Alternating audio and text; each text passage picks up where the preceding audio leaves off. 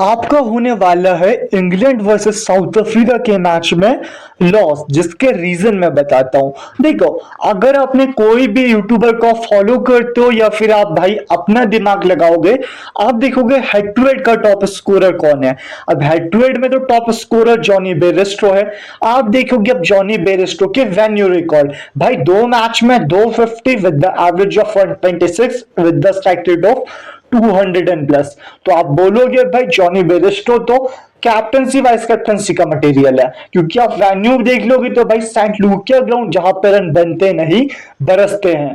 But मैं आपको बोल दूं जॉनी बेरिस्टो फ्लॉप होगा, ये मेरा प्रेडिक्शन है। तो आप बोलोगे क्या बेवकूफ है भाई, वेन्यू के रिकॉर्ड भी जॉनी बेरिस्टो के फेवर में है। प्लेयर मैचअप भाई, जो प्लेयर मैचअप है ना, वो जॉनी बेरिस्टो का अच्छा नहीं है। अब किसके सामने अच्छा नहीं, आप बोलोगे भाई मनराल भाई देखने में तो सबके अगेंस्ट ओके ही लग रहा है। बट देखो, जो आपको सबसे इंपॉर्टेंट बात बताता हूं, देखो जॉनी बेरिस्टो करता है लेफ्ट आर्म स्पिनर पे स्ट्रगल, और आपको अपोनेंट टीम में भाई दो दो लेफ्ट आर्म स्पिन देखने को मिलेंगे। एक तो लेफ्ट आर्म चाइना मैन जो कि है तबराज शमसी।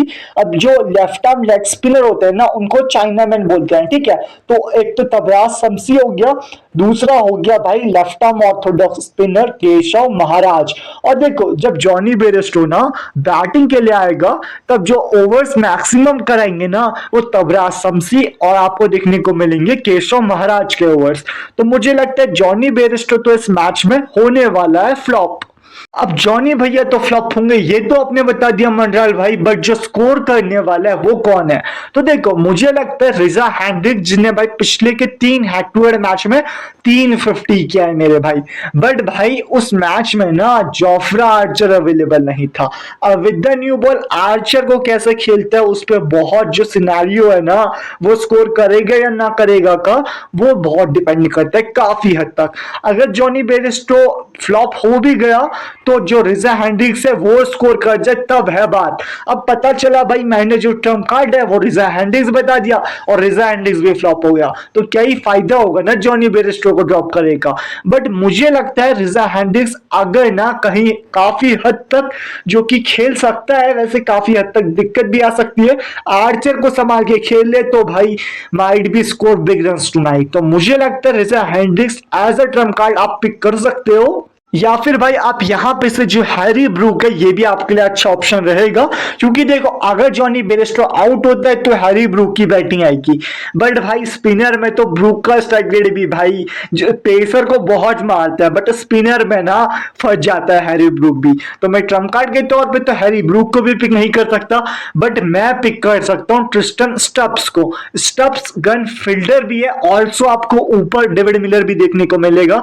स्टब्स या मिलर में से आप किसी एक बंदे को ट्रम्प कार्ड बना सकते हो, अगर आपको रिजा हैंड्रिक्स को ट्रम्प कार्ड नहीं बनाना। तो मिलर फिनिशिंग अच्छी करता है, बाकी पावर हिटिंग के लिए ऊपर अलग से प्रमोट होगा। बाकी स्टब्स भी अच्छा बैट्समैन है, ठीक है, रिलायबल है। और जब ये बैटिंग करेगा ना, तब आर्चर ओवर नहीं करेगा, क्योंकि आर्चर 2 स्टार्ट में करता है, 2 डेथ में करता है। क्या पता है डेथ में मिल जाए, बट अगर मिडिल फेज में कहीं स्टब्स की बैटिंग आ जाए so he might be score big runs. तो एज अ ट्रम्प या तो हैंड्रिक्स ट्राई कर लो, मिलर ट्राई कर लो, या फिर स्टब्स ट्राई कर लो।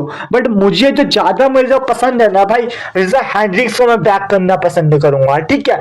अब आ जाते हैं ऑलराउंडर सेक्शन पे। ऑलराउंडर सेक्शन पे बाद में जाएंगे, पहले आते हैं विकेट कीपिंग सेक्शन में मेरे भाई। अब 4 कीपर है, वैसे तो चारों की वैल्यू बहुत इंपॉर्टेंट है। देखो, बटलर डिकॉक तो अपने आप पे अलग लेवल प्लेयर है, क्लास से अच्छा स्पिन कोई खेलता नहीं है। वेस्ट इंडीज के ग्राउंड में भाई स्पिन तो हो रहा है, पेसर के लिए इतना हेल्प है भी नहीं।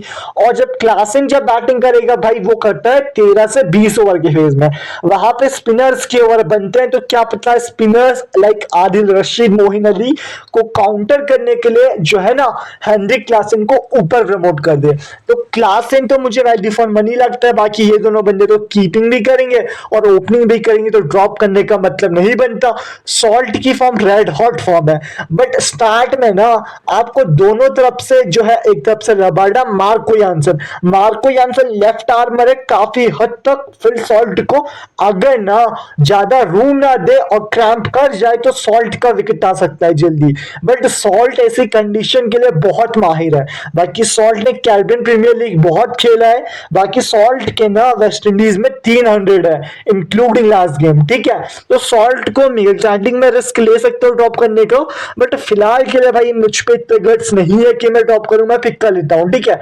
चाहो आप सॉल्ट ड्रॉप करके ना यहाँ पे से कोई प्लेयर जो इनका है ना ऑलराउंडर सेक्शन से, Moeen Ali, Liam Livingstone, Sam Curran, खास करके भाई लियम लिविंगस्टन का सिलेक्शन 18% है, but he can bowl, he can bat, he can do everything man. पिछले गेम में एक विकेट भी लेके गया, ऑफ कोर्स 3 छक्के खाए पोवल से, बट उसके बाद आउट भी किया।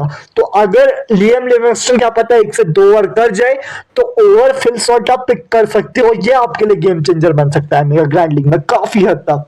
बट फिलहाल के लिए मैं सॉल्ट को पिक कर रहा हूं, ठीक है। अब मैं आता हूं ऑलराउंडर सेक्शन पे। तो देखो एडन मैकलम वैसे तो कैप्टन है, कभी कभार ओवर्स भी करता है, बट मैं फिलहाल के लिए पिक नहीं कर रहा हूं, वन डाउन बैटिंग पे मिलेगा, क्योंकि भाई मैंने रिजा हैंड्रिक्स और डिकॉक दोनों को पिक कर लिया है मेरे भाई, और क्लासन फिनिशर मुझ पे है। अब देखो मैं मार्को यानसन को पिक कर रहा हूं, जो कि टीम की फिनिशिंग करके थोड़े बहुत रन कर देगा। मोइन अली भाई राइट आर्म ऑफ स्पिन करेगा, वेस्ट जो है ना अफ्रीकन टीम 2 लेफ्टी देखने को मिलता है, एक हो गया किलर मिलर, दूसरा हो गया कौन, क्विंटन डिकॉक। तो जो है मोइन अली अच्छा अमाउंट ऑफ ओवर्स कर सकता है। सैम करन भाई है यहाँ पे पॉइंट तो 10 ही है, बट पिछले मैच में आ गए थे डेथ में 2 ओवर्स करने, तो मुझे लगता है सैम करन गेम चेंजर रहेगा, डेथ के 2 ओवर्स इंपॉर्टेंट बनेंगे। ऐसी कंडीशन जहां बैटिंग फ्रेंडली विकेट हो वहां पे डेथ के बॉलर्स को स्लोअर वन कटर में माहिर लाइक सैम करन जो है ना भाई, उसको अच्छे विकेट मिल सकता है इस मैच में। अब देखो हम आते हैं बॉलिंग सेक्शन पे। तो देखो बॉलिंग सेक्शन पे आदिल रशीद कब बॉलिंग करेगा, आदिल रशीद जब बॉलिंग करेगा जब बैटिंग में होगा हेनरी क्लासन। तो क्लासन पिटाई करके रशीद का जो है ना बॉलिंग का इकोनॉमी रेट वो बिगाड़ सकता है, बाकी क्या पता 1-2 विकेट ले ले वो अलग बात है, बट मैं फिलहाल के लिए पिक नहीं कर रहा हूं। मैं पिक करूंगा भाई सबसे पहले अफ्रीका के स्पिनर को, यानी कि केशव महाराज को, जो कि अगर ना कहीं अफ्रीका टीम बैट फर्स्ट कर जाए जिसकी वैल्यू और बढ़ जाएगी। केशव महाराज थोड़े बहुत हिट भी लगा लेता है बैट से, बाकी बीच के फेज में 1 विकेट क्या पता 1-2 विकेट ब्रूक भी स्ट्रगल करता है स्पिन पे, तो मैं केशव महाराज को तो पिक कर लेता हूं, ठीक है।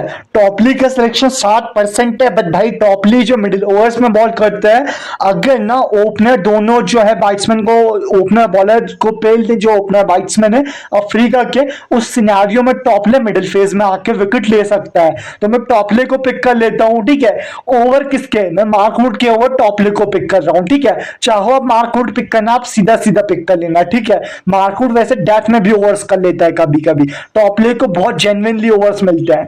अब देखो 2 प्लेयर है, एक तो आर्चर वैल्यू फॉर मनी है, मैं अपना आखिरी प्लेयर नोकिया और रबाडा में कंफ्यूज हूं, समसी भी इंपॉर्टेंट रहेगा, बट मैं समसी के ओवर महाराज को पिक कर रहा हूं। अगर बैटमैन खेलेगा तो मैं पिक कर लूंगा क्योंकि डेथ में ओवर्स करता है, अदरवाइज मैं कगिसो रबाडा को पिक कर लेता हूं, ठीक है। अब सीवीसी के बहुत अच्छे अच्छे ऑप्शन आपके लिए बनते हैं, बट जो मेरी कैप्टनसी जाएगी भाई, देखो मैं कैप्टनसी थोड़ा रिस्की जा रहा हूं, मैं कैप्टनसी यहां पे से दे रहा हूं सैम करन को वीसी में अपना कर रहा हूं रिजा हैंड्रिक्स को। मेरा जो कॉम्बिनेशन है वो कुछ ये बन रहा है। अगर आपको जो वीडियो है वो अच्छी लगी हो तो वीडियो को लाइक करके चैनल को सब्सक्राइब कर देना। अब सैम करन को कैप्टन करने के 2 रीजन है। देखो सैम करन डेथ में 2 ओवर है, बाकी मुझे लगता है बैट से भी अच्छा कर सकता है, ठीक है। बाकी मुझे लगता है मिडिल ऑर्डर तो स्पिनर पे स्ट्रगल करेगा जॉनी बेल